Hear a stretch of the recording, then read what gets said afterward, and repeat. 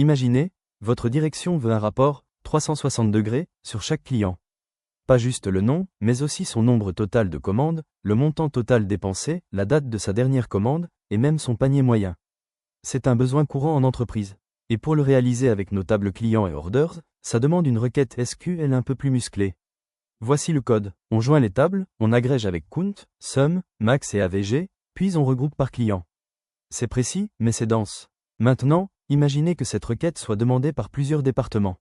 Allez-vous copier-coller ces 10 lignes partout? Et si vous devez la modifier?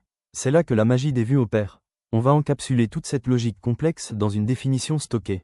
Contrairement à une table, la vue ne contient aucune donnée, c'est un filtre logique dynamique.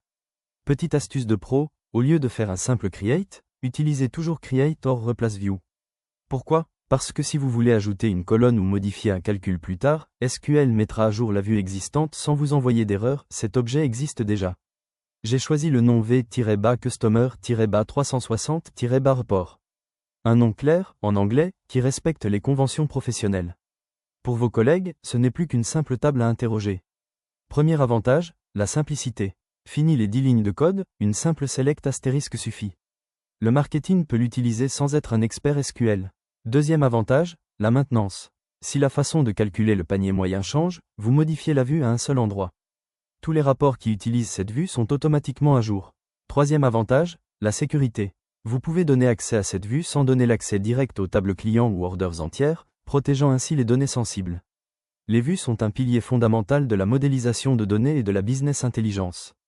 Elles vous transforment en architecte de l'information. Défi du jour.